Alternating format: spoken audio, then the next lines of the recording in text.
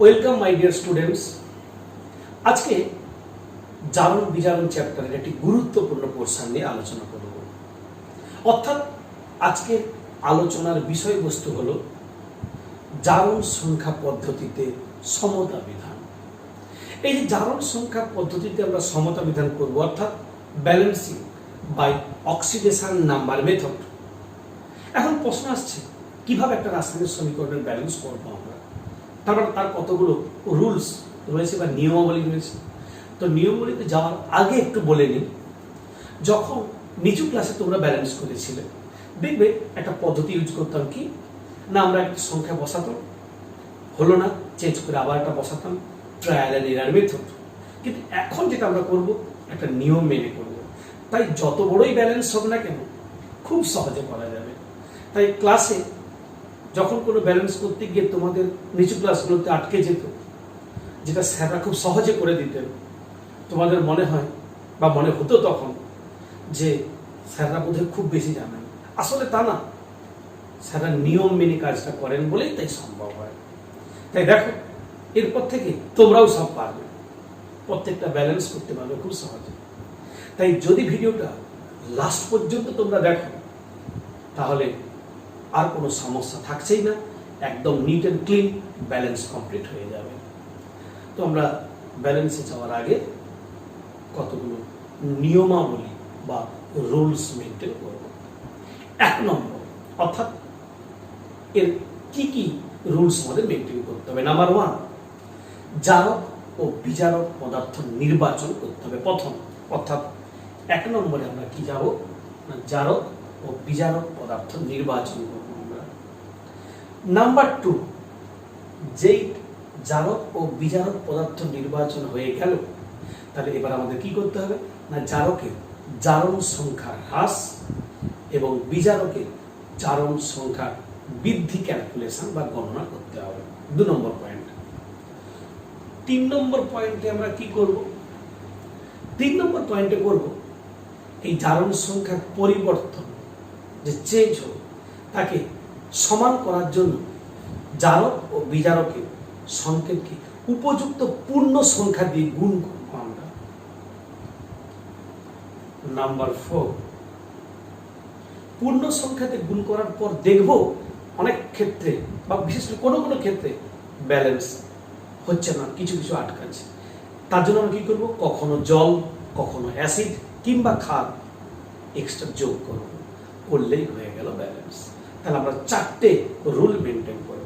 অর্থাৎ জারক বিজারক ফার্স্ট নির্বাচন করা, জারণ সংখ্যার হ্রাস বৃদ্ধি নির্ণয় করা, তাদের পরিবর্তনটাকে সমান করার জন্য একটা নির্দিষ্ট পূর্ণ সংখ্যা দিয়ে গুণ করা, তবে সকলকে গুণ না, ওই জারক বিজারক যারা রয়েছে তাদেরকে গুণ করা, আর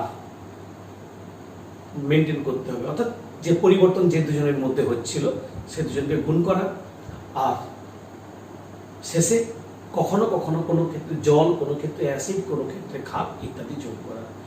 এই হলো টোটাল পদ্ধতি। এই পদ্ধতিতে করলে ব্যালেন্স হয়ে যাবে খুব সহজে। তাহলে আমরা প্রথমেই যাব এক্সাম্পল। কিন্তু একটা কথা মনে রাখতে হবে তোমাদের, এটা করতে গেলে জারণ সংখ্যা লাগবে, কিন্তু যারা আগের ভিডিও দেখোনি তার তো প্রচন্ড অসুবিধা হবে, কারণ জারণ সংখ্যা না জানলে তুমি ব্যালেন্সটা করবেই কি করে। তাই তোমাকে কি করতে হবে, প্রিভিয়াস ভিডিও দেখতে হবে। তাহলে প্রিভিয়াস ভিডিও পাবে কোথায়, আজকের ভিডিও ডেসক্রিপশন বক্সে লিঙ্ক দেওয়া আছে, সেই লিঙ্ক থেকে তোমরা প্রিভিয়াস ভিডিও দেখে নেবে। যারা দেখো তাহলেই হয়ে গেল সব। তাহলে চলো আমরা সরাসরি যাচ্ছি এক্সাম্পল, উদাহরণ। 1 নম্বর আমরা 2 থেকে 3টি এক্সাম্পল নিয়ে আজকের ব্যালেন্সটা তোমাদের সামনে ইজি বা সহজ করার চেষ্টা করব। তাহলে প্রথমে আমরা 1 নম্বর এক্সাম্পল নিচ্ছি। কি নেব, একটি বিক্রিয়া কপার, তার সঙ্গে নেব নাইট্রিক অ্যাসিড। কপারের সঙ্গে নাইট্রিক অ্যাসিডের বিক্রিয়া করলে কপার নাইট্রেট উৎপন্ন হয়, NO2 উৎপন্ন হয় এবং জল উৎপন্ন হয়। এই হলো টোটাল বিক্রিয়া। আমাদের ফার্স্ট কাজ কি হবে? জারণ সংখ্যার পরিবর্তন বের করা, অর্থাৎ কপার মুক্ত অবস্থায় থাকলে 0, আর এটা হবে NO3 -1, দুটার জন্য -2, তাহলে কপার হবে +2। এবার নাইট্রিক অ্যাসিডের N আগে আমরা শিখিয়েছি, এটা আসবে +5 আর এটা আসবে +4। তাহলে এটা হচ্ছে প্রথম নির্বাচন করা, যে যে দুজনের মধ্যে জারণ সংখ্যার পরিবর্তন হচ্ছে তাদের নির্বাচন করা। তাদের নির্বাচন হয়ে গেলে কাজ শেষ, একটা কাজ পাঠ হলো। এবারে আমরা কি করব? কপার পরমাণু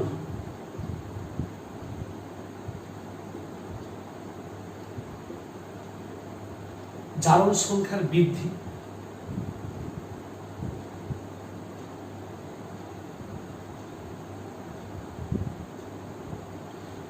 থেকে 0 হয়ে, মানে 0 থেকে 2 হয়েছে, পরিবর্তন 2 হয়েছে। সবসময় শেষ থেকে প্রথম বাদ দেওয়াটাই বেটার, তবে আমার পরিবর্তনটাই লাগবে, সংখ্যাটাই লাগবে, প্লাস মাইনাসটা ফ্যাক্টর নয়। তাহলে জারণ সংখ্যার বৃদ্ধি হয়েছে কপার পরমাণু। নাইট্রোজেন পরমাণু জারণ সংখ্যা হ্রাস সমান, দেখো 5 থেকে 4 হয়েছে, কমেছে 1, তাহলে কমলো কত? 1।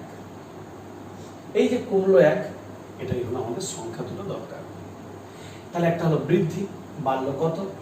না, 0 থেকে 2 বৃদ্ধি পেল, কমলো কত? 1। যদি শেষ থেকে বাদ দাও তাহলে -1 হলে বিজারণ বুঝাবে, এটা প্লাসের জন্য জারণ বুঝাবে। করতেও পারো, যদি এরকম করো তাহলে অবশ্যই এটা লিখবে জারণ, আর এটাই যদি করো তাহলে লিখবে কমেছে বিজারণ। ব্যাস, এইটুকু কাজ। এবার আমাদের কাজ কি? এই দুটো সংখ্যা রয়েছে, এদের অল্টারনেটিভ আমরা গুণ করব। কিভাবে? 1 দিয়ে গুণ করব কপারকে এবং 2 দিয়ে গুণ করব নাইট্রোজেনকে। তাহলে 1 দিয়ে কপার মানে এটাই হবে, এখানেও 1 হবে, বাকি এই দুজন ছাড়া অন্য কাউকে নয়। 2 দিয়ে গুণ করব নাইট্রোজেনকে, এইখানে 2, এটাতেও দেব 2। ব্যাস, অর্থাৎ যেটা একটি জোড় একটি বিজোড়, তাহলে আমরা এই যে বজ্র গুণনের মতো এভাবে আমরা কাজটা করব। কাজটা করার উদ্দেশ্য কি? পেছনে সমতা বিধান। তার মানে এই যে আমরা বৃদ্ধি হ্রাস চেঞ্জ থেকে আমরা যে কণাকণি গুণ করে জেনে নিলাম যে এর আগে আর এর আগে কোনো সংখ্যা বসবে না, 1ই থাকবে। এটা তোমরা আগে ভাবতে পারতাম না যদি এই পদ্ধতি না করতাম, তখন ওর সামনেও কোনো সংখ্যা বসে ট্রাই করতাম আমরা। আর এখানে 2 এটা। এবার শেষে লাস্ট পয়েন্টে কি করলাম? পূর্ণ সংখ্যা দিয়ে গুণ করার পর লাস্টে আমরা কি করবো বলেছিলাম? কোনো ক্ষেত্রে জল, কোনো ক্ষেত্রে অ্যাসিড, কোনো ক্ষেত্রে ক্ষার, পয়জনের সাপেক্ষে। একটু যদি দেখে নিই আমরা, এখানে কপার মিলে যাচ্ছে, নাইট্রোজেন এখানে 2টো আর এখানে 2টো, 4টে। ওই নাইট্রোজেনের সোর্স তো নাইট্রিক অ্যাসিড, তার মানে আরও নাইট্রিক অ্যাসিড কত লাগবে? 2 অণু। তাহলে ভাষা ওই 2-1 লাইন লিখতে হবে, এটা হ্রাস, এটা বৃদ্ধি, এটা লেখার পর যে সমতা বিধানের জন্য আরও 2টি অতিরিক্ত নাইট্রিক অ্যাসিডের প্রয়োজন। অতএব সমতাযুক্ত সমীকরণটি হলো 4 হয়ে গেল। যেই মিলে গেল, লাস্ট ফাইনালি আমরা হাইড্রোজেন, নাইট্রোজেন, কার্বন, অর্থাৎ শেষ মুহূর্তে আমরা জলটা মেলাবো, মেলালে কাজ শেষ। দেখে নাও, হাইড্রোজেন 4টি রয়েছে, এখানে 2, তার মানে 2H2 দিলেই হয়ে গেল। যখন এটা হয়েই গেল, আমরা এটা সমাধান করার জন্য ইকুয়াল দিয়ে দিতেই পারি, তীর চিহ্ন রাখলেও ক্ষতি নেই, কিন্তু ব্যালেন্স মাস্ট করতেই হবে। তাহলে এই যে আমরা করলাম, তাহলে আমাদের কি দাঁড়ালো? কপার 4টে নাইট্রিক অ্যাসিড বিক্রিয়া করে কপার নাইট্রেট একটা, 2টো নাইট্রোজেন ডাইঅক্সাইড এবং 2খানা জল, হয়ে গেল ব্যালেন্স। তোমরা চেক করে দেখে নিতে পারো যে বাম দিক এবং ডান দিক সমান রয়েছে কিনা পরমাণুর সংখ্যা, হয়ে গেল ব্যালেন্স। তাহলে আমরা একটা এক্সাম্পল করলাম। এবার আমরা চলে যাই দ্বিতীয় এক্সাম্পল। দ্বিতীয় এক্সাম্পলে আমরা কি নিচ্ছি? অন্য আরেকটি বিক্রিয়া নিচ্ছি আমরা। তোমরা তোমাদের মতো পছন্দের মতো বিক্রিয়া নেবে এবং নিয়ে বাড়িতে ট্রাই করবে। একটু প্র্যাকটিস করবে, করলে ব্যালেন্সগুলো করতে পারবে। আমরা আবার একটা বিক্রিয়া নিচ্ছি। কি বিক্রিয়া নিচ্ছি আমরা? অর্থাৎ এক্সাম্পল 2, H2S তার সঙ্গে ক্লোরিনের বিক্রিয়া করালাম। অর্থাৎ এক্সাম্পল 2, H2S তার সঙ্গে ক্লোরিনের বিক্রিয়া করালাম। করলে কি উৎপন্ন হবে? HCl হবে, আর H2SO4 হবে বিক্রিয়াটিতে। আর এই বিক্রিয়া করার জন্য জল লাগবে, জলটা কিন্তু এখানে। তাহলে আমরা একটা কাজ করি, এটাকে একটু সরিয়ে লিখে নিচ্ছি। অর্থাৎ এই বিক্রিয়াটা করার জন্য জল লাগবে। ক্লোরিন জলের সঙ্গে বিক্রিয়াটা হয়, তৈরি হয় HCl প্লাস H2SO4। এই যে বিক্রিয়াটা আমরা করলাম, এই বিক্রিয়াটিকে আমরা ব্যালেন্স করবো। আমরা এখন প্রশ্ন, ব্যালেন্স করব কিভাবে? তাহলে আমাদের প্রথম কাজ, এখানে ক্লোরিন মুক্ত অবস্থায় আছে 0, এটা -1, তাহলে কমেছে। সালফার এখানে -2, এখানে সালফার +6। কারণ মনে প্রশ্ন আসতে পারে, স্যার আপনি অক্সিজেন নিচ্ছেন না কেন? জারণ সংখ্যা পরিবর্তনে হাইড্রোজেন নিচ্ছেন না কেন? দেখো, এখানেও হাইড্রোজেন প্রত্যেকটা +1, এখানেও প্রত্যেকটা +1, চেঞ্জ তো নেই। তাহলে নেব কি করে? তাহলে এমন চুজ করতে হবে যেখানে পরিবর্তন। তবে এমন হয়তো চেঞ্জ করা পরিবর্তন হলো, দুটোতেই বৃদ্ধি হয়েছে, দুটোতে কম, তাহলে হবে না। একটা হবে হ্রাস, একটা হবে বৃদ্ধি। অর্থাৎ একটা হবে জারণ, আরেকটা হবে বিজারণ। তার মানে জারক পদার্থ আর বিজারক পদার্থ আমাদের নির্বাচন করতে হয়। ব্যাস, আর কোনো কাজ নেই। এবারে যখন এই বিক্রিয়াটিকে আমরা ব্যালেন্স করতে যাচ্ছি, তাহলে দেখে নিই, সালফার পরমাণু সেম ভাষাগুলো থাকবে, জারণ সংখ্যা বৃদ্ধি, এখানে -2 আর ওখানে কত? +6। তাহলে এই যে -2 থেকে +6 হয়েছে, পরিবর্তন কত হলো? দেখো, এই -2 থেকে +6 হলো, পরিবর্তন হয় 8। আবার ক্লোরিনের 0, সেখান থেকে -1, তাহলে পরিবর্তন কত? -1। তাহলে অনুরূপে এই পোরশনটা হবে জারণ, আর এটা হবে বিজারণ। এইবার একটা আর একটা 1 গুণ করতেই হবে। কিন্তু প্রশ্ন আসছে, এটাকে গুণ করব কিভাবে? অর্থাৎ এই যে গুণ করব, আমরা আগেই বলেছি যে গুণ করার সময় আমাদের 8 দিয়ে গুণ হবে ক্লোরিনকে। কিন্তু 8 দিয়ে গুণ হবে ক্লোরিনকে, ক্লোরিন যেহেতু Cl2 রয়েছে, অর্থাৎ 8 করতে হবে, 8টা করতে হবে, যেহেতু 2 রয়েছে, তাহলে এখানে 8 এর পরিবর্তে 4 দেব, 4 দুগুণে 8। কিন্তু এখানে অবশ্যই 8, কারণ এখানে তো Cl2 নেই, তাই 8 হয়ে গেল। 1 দিয়ে গুণ হবে সালফারকে, এখানে 1, এখানে 1, এখানে কোনো কিছু আসবে না। তার মানে সংখ্যাগুলো যে বসাবো আমরা অপোজিট। অর্থাৎ যদি এটাকে আমি তোমাদের বুঝিয়ে দিই, সালফার ক্লোরিন, এটা 8, এটা 1, এটা ভাবলেই হলো। তাহলে 1 হবে সালফারকে, 8 হবে ক্লোরিন, হয়ে গেল। তাহলে আমাদের কাজ ব্যাস। এবারে আমাদের কি কাজ করতে হবে? দেখে নিতে হবে ক্লোরিন বা আদার্স অ্যাটম ঠিকঠাক আছে কিনা। যদি সংখ্যায় ঠিক থাকে তাহলে এক্সট্রা কোনো আনার দরকার নেই, যদি না থাকে তাহলে আনতে হবে। তো প্রথমে আসি, দেখো সালফার ক্লোরিন ঠিক থাকবেই, কারণ আমরা সেভাবেই তো কাজটা করেছি। ক্লোরিন 8টা, সালফার 1টা, ব্যাস। শুধু সমস্যা কোথায়? হাইড্রোজেন অক্সিজেন, সেটা জলের জন্য। এই বিক্রিয়ায় দেখে নিলে তোমরা পারবে যে এক্সট্রা কোনো এগুলো আনার দরকার নেই, শুধুমাত্র জল লাগে। কারণ আমি বলেইছিলাম, কোনো বিক্রিয়াতে জল এক্সট্রা লাগে, কোনো বিক্রিয়াতে অ্যাসিড এক্সট্রা লাগে, কোনো বিক্রিয়াতে ক্ষার লাগে, আর এখানে দেখো জল লাগে সমতা বিধানের জন্য। তাহলে কি হবে না, এখানে যেহেতু হাইড্রোজেন 8টা এবং এখানে দুটি 10টি, এদিকে 10 করতে হবে, তার মধ্যে এটা 2 ফিক্সড, তাহলে 8টা হলে 2 থাকার জন্য, তার মানে সমতা বিধানের জন্য আরো 4টি জলের অণুর প্রয়োজন। তাহলে আমাদের কি দাঁড়ালো balance? H2S plus 4Cl2 plus 4H2, 2 বিক্রিয়া করে হবে 8HCl এবং H2SO4। খুব ইজি। চাইলেই বাড়িতে করতেই পারো, প্র্যাকটিস তাহলেই হয়ে যাবে। অনেক এক্সাম্পল রয়েছে এরকম করে। চলো আমরা আরেকটি এক্সাম্পলে যাই, এবং সেই এক্সাম্পল একটু আমরা অন্যভাবে নিচ্ছি যাতে তোমাদের কাজ করতে বা ব্যালেন্স করতে সুবিধা হয়। তো সেরকমই আমরা একটু অন্য টাইপের নিচ্ছি, অর্থাৎ এক্সাম্পল 3। এই যে এক্সাম্পল 3-তে আমরা যাচ্ছি, এর এক্সাম্পলের মধ্যে আমরা কি নেব, অর্থাৎ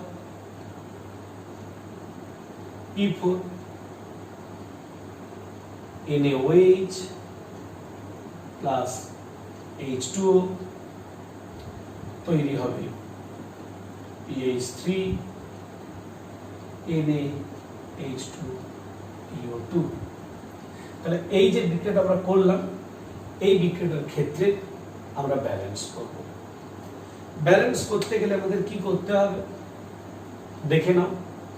এই বিক্রিয়া ফসফরাস 0 +3 হলে এটা হবে -3, আর এটা ক্যালকুলেশন করবে আসবে +1।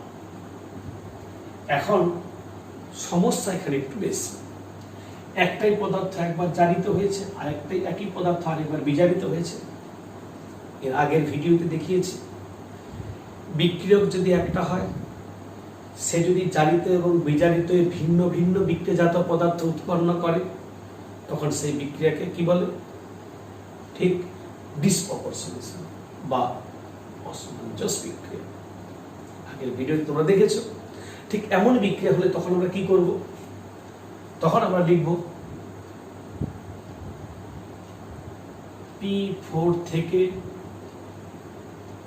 PH3-তে বা PH3 এর পরিবর্তনে বা রূপান্তরে, যে কোনো একটা লেখা যায়, P4 থেকে PH3 এর রূপান্তরে P এর জারণ সংখ্যা এখানে গিয়েছে হ্রাস -3, আবার এখান থেকে এটা, অর্থাৎ P4 থেকে NaH2PO2 এর রূপান্তরে P এর জারণ সংখ্যার বৃদ্ধি সমান +1। ব্যাস, তার একটা 3 একটা। তার মানে একেই গুণ করতে হবে 1 দিয়ে, আবার একেই গুণ করতে হবে 3 দিয়ে।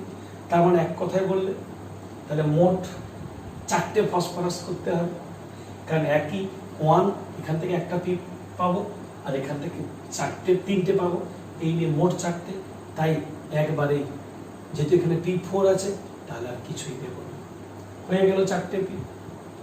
এবার 3 দিয়ে গুণ হবে এই যৌগকে, 1 দিয়ে গুণ হবে একে, তাহলে 3 দিয়ে গুণ হওয়ার অর্থ হলো পূর্ণ সংখ্যা।